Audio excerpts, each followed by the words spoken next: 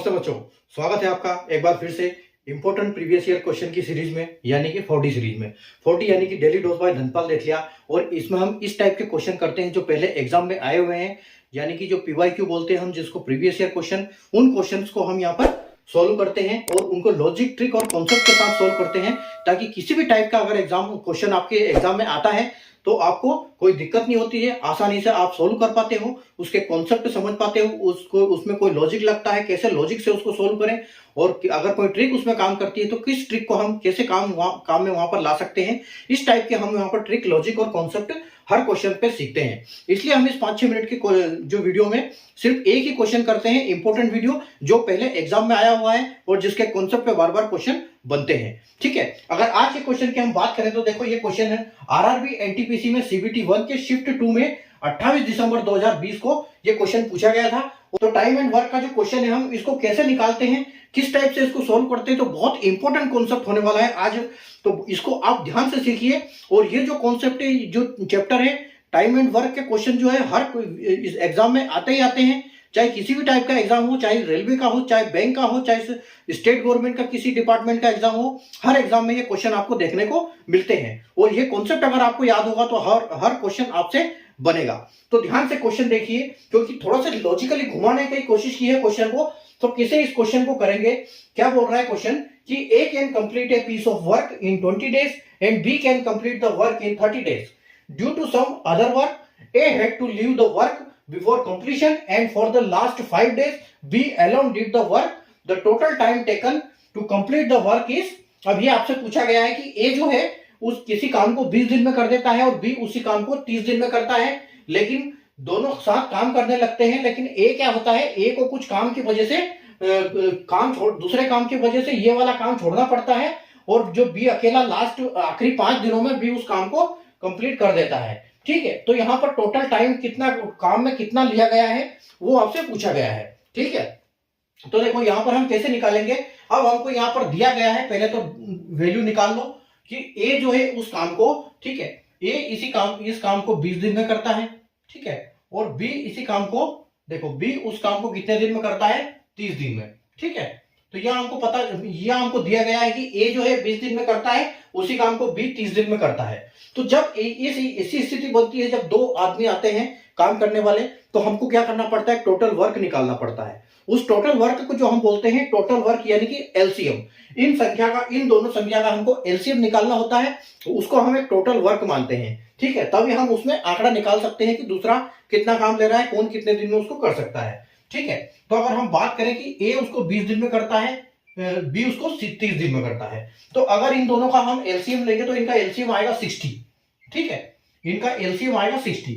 जब आपको एलसीएम निकालना अगर नहीं आता है तो आप इन दोनों को मल्टीप्लाई कर दो, जो आंसर आएगा वही आपका एलसीएम होगा, क्योंकि एलसीएम वही होता है। और इसमें हम एलसीएम इसलिए लेते हैं, लिस्ट, एलसीएम का मतलब होता है लिस्ट कॉमन मल्टीप्लाई। लेकिन इस केस में क्या है, इन दोनों का मल्टीपल चलता है, चाहे वो 60 हो चाहे वो 120 हो। ठीक है, वो दोनों वहां पर काम करेंगे। ठीक है, इसके 60 के मल्टीपल में जितने भी आएंगे वो सारे यहाँ पर लागू होंगे। हम छोटी से छोटी संख्या इसलिए लेते हैं ताकि हमारा कैलकुलेशन आसान हो। तो जो आपको एलसीएम अगर निकालना नहीं आता है तो इन दोनों को मल्टीप्लाई करो, जो भी इसका आंसर आएगा वो आपका एलसीएम, उसको टोटल वर्क समझ लो। ठीक है, तो अगर हम इनको देखो, ये अगर इस 20 से 60 को डिवाइड करेंगे तो ये कितने दिन में जाएगा, 3 बार में।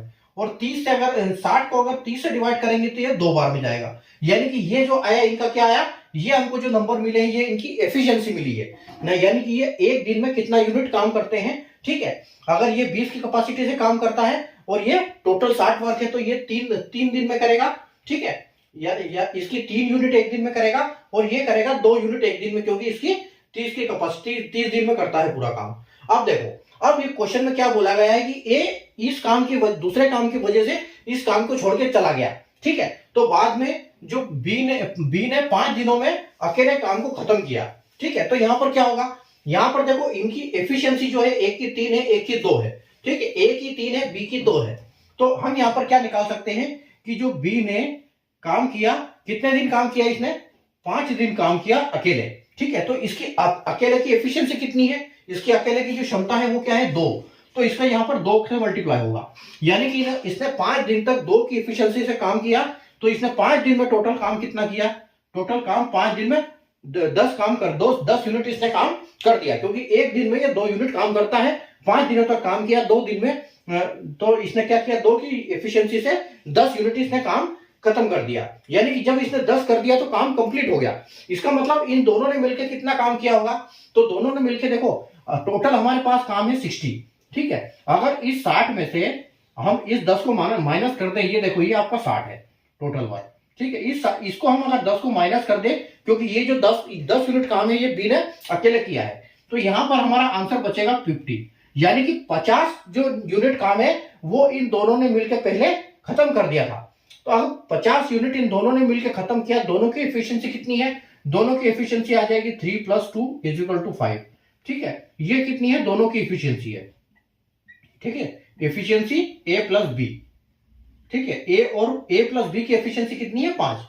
तो हम क्या करेंगे, इस 5 को करेंगे हम डिवाइड, 5 से इसको डिवाइड करेंगे 50 को, क्योंकि टोटल काम हमारे पास कितना पहले हुआ है, 50 पहले हो गया, 10 बाद में बी ने किया, और इन्होंने जो दोनों ने काम किया था 50 की एफिशिएंसी से, 50 का काम, 50 यूनिट का काम जो 5 की एफिशिएंसी से किया था।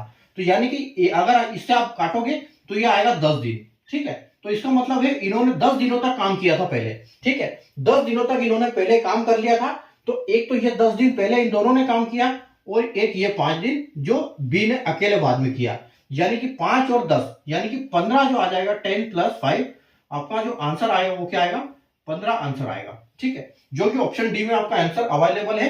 तो 15 दिन में दोनों ने कंप्लीट पूरा काम खत्म किया, ठीक है। तो इस टाइप की जब लॉजिक आती है तो हम उसको ऐसे सोल्व करते हैं, पीछे की तरफ से हम स्टार्ट कर देते हैं, क्योंकि बी ने 5 दिन काम किया तो 2 की एफिशिएंसी से काम हुआ, 10 दिन तक 10 यूनिट पूरा काम हुआ, जो कि 5 दिन में हुआ। तो टोटल काम था 60 दिन, तो 10 तो अकेले बी ने किया। तो 60 में से अगर 10 माइनस करेंगे तो यानी कि ए और बी ने दोनों मिलकर 50 काम पहले कर दिया था।